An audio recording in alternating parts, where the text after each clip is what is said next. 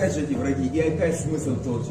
Каждое утро, да, фараон подошел, не знаю, пить кофе, да, одевал эти сандалии, он опять с каждым шагом подавлял, ущемлял, показывал превосходство над этими бедными народами.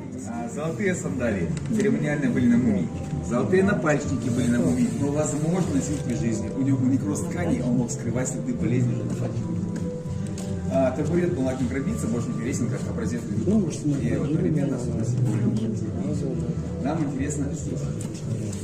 Без культуры фараон, а по другой версии сам Амон-Ра охотится на кровожадного змея Апопа, змея царства тьмы и хаоса, который нарушает их миропорядок под названием Мат.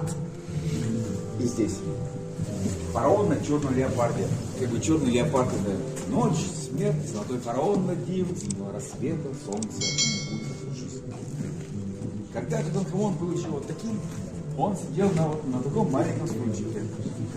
Это, так сказать, первый тон воцарения простой деревянный. По символике, это и соколы орлы, это уже символика Верхнего Египта. Уже то одна, то другая, то они вместе. Тоже была, в общем и целом, такая бережная для них. Вам ничего не напоминает этот сокол орел? Да. Америка, Америка. Да вся геральдика соколино-орлиная в наши дни пошла оттуда. Все эти соколы орлы. Он сел на такой трон, деревянный, позолоченный, инкрустированный. Что мы видим? Вот кобру Ре охраняет, уже короны совмещенные, верхний и нижний Египет одновременно здесь. И львиные лапы не случайно. Считается, что у Амона-Ра был трон с львиными лапами. И, конечно, каждый фараон хотел уподобиться Амону-Ра, быть похожим на него. И центральный сюжет, он же на картине, приватный сюжет. Анхсенамур умощает мужа маслами. Косметология девушки пошла оттуда, это факт. И масла уже использовали для увлажнения кожи, защиты кожи от солнечных лучей в том числе, да? Для придания красивого здорового вида. Такая должность должна выглядеть более-менее соответствующей, правда? Здесь опахало.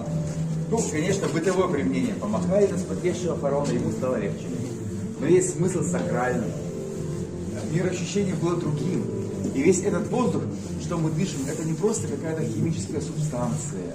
Это все было, так сказать, тело Бога Шу. Был такой Бог, который когда-то разделил мир между своими детьми, которые были там, также и муж с женой, как обычно. Одному отдал небо, другому землю, а сам стал этим воздухом. И когда на фараона махали, не ветерок его касался, а касался... Нет, ну близко. Это алебастр, минерал кальцит. Самый популярный отделочный, поделочный камень массово добывался. Он просто в обработке довольно мягкий, ну и выглядит, да, симпатично. Что из него делали? Сосуды для масел, благовоний, вин, лампы. Вот здесь целый фонтан благовоний. Вот здесь вот тоже сосуд для масел, значит, лампа и сосуд для благовоний, который опять показывает объединение Египта этим сросшимся лотосом. Здесь алебастровый сундучок, то есть египтологи нам тут сказали, что они, которые нас курируют, как они это расценивают. И египтология расценивает. Вот если в наши дни бытовой предмет, да, подставка под что-то или лампадка, но считается, что египетский крест в символике стал, так сказать, прообразом креста христианского. Там вот бог Ихи, бог... браслеты на руки, на ноги, амулеты, пекторали, значит, диадема. Какие-то носил при жизни, а какие-то изготовили специально для погребения. Многие были на самом мумии одеты. Значит, которые для погребения, считается, не совсем качественно были сделаны. Ну, видимо, может, торопились там или что-то. Вот, скажем, диадема золотая носил при жизни, инкрустированная. Вот это совмещение символик пошла. И верхний, и нижний Египет. Инкрустация. Полудрагоценные камни, скажем, которые уже могли вполне себе доставляться, знаете, откуда? Индия, Афганистан, уже торговые пути такие существовали в то время. Также, вы понимаете, о чем речь, когда я говорю солярные знаки?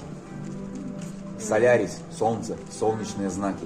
Они почитались во всех древних цивилизациях, и не только. То есть и майя, и инки, и славяне, и арии, все. И Египет тоже в том числе, естественно. Солнце, солярный знак, вот здесь опять это сокол-орел в короне Верхнего Египта. Но самое повсюду, кто это? Скоробей. Правильно, скоробей.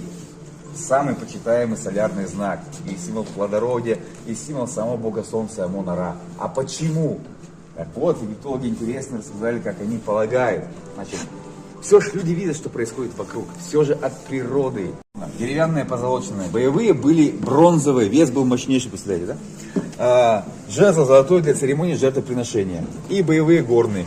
Вот тот металлический считается, что уже на нем в 20 веке играли музыканты в Египте. Он вполне себе хорошо играл.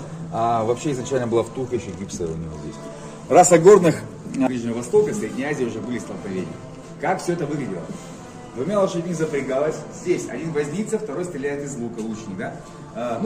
Самые умелые, как македонские, может быть, все умели делать одни. Значит, луки очень были такие массовые, оружие. 6 таких было найдено. В данном случае это церемониальное. Позолоченная инкрустация, опять все знаки присутствуют. Боевые, конечно, такой раскрас не имели, похожий был раскрас у них.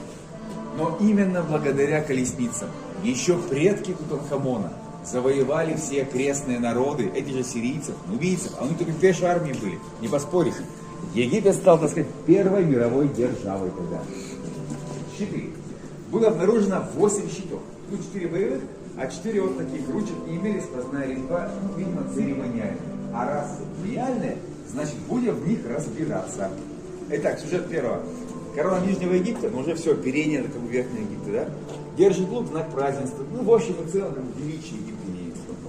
Далее. Тутанхамон, мечом Хэпеш, на него посмотрим, поражает 2 львов, символизирующих тьму и хаос. И вновь его вот это вот на сокол орел в короне Верхнего Египта сопровождает. Здесь сфинкс, символ власти. Опять подавляет он этих бедных нубийцев, буквально втаптывая их в песок. И на голове уже корона совмещенная, Верхний и Нижний Египет. И снова птица охраняет далее. Здесь этот чип интересен одним маленьким значком. Вот. Голова сидит на кольце. Что он означает? Если у нас в современной математике есть знак бесконечности, всегда такая изогнутая линия. Нечто подобное обозначал этот значок, а именно некое очень большое число. И вся вместе сцена выражает, так русские говорят, пожелание долгих лет фараону, долгого царствования ему. И все это на знаке празднества, и две мифологические птицы воссоздают с тобой весь народ Египта, воздающий хвалу своему фараону. Далее.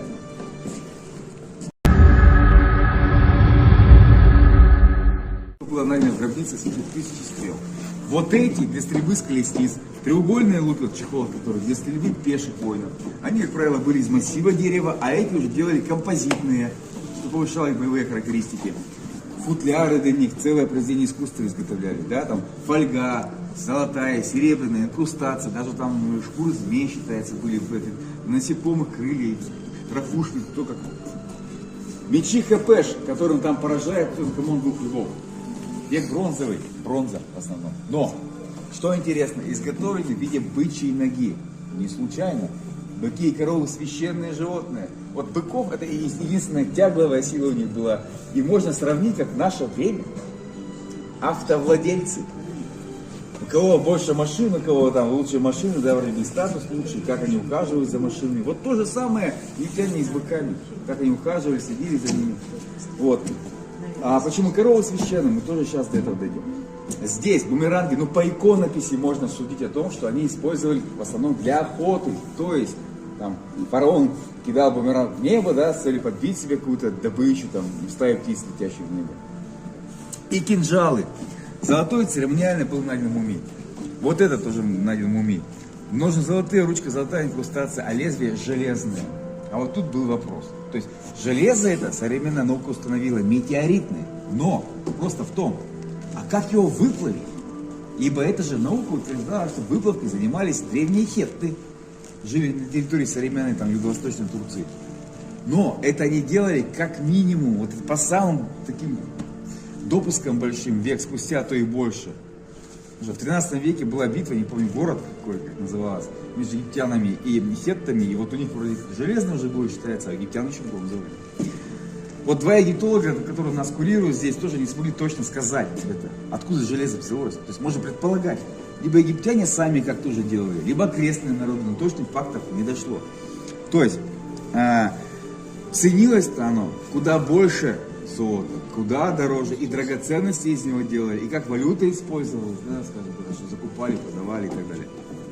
Для самых сокровенных обрядов использовали железный предмет, например, разверзание уст. Когда, скажем, к мумии или к скульптуре умершего подносили, скажем, клинок этот такой железный, там, или крест, и считалось, что у мумии тогда уста разверзаются, и она сможет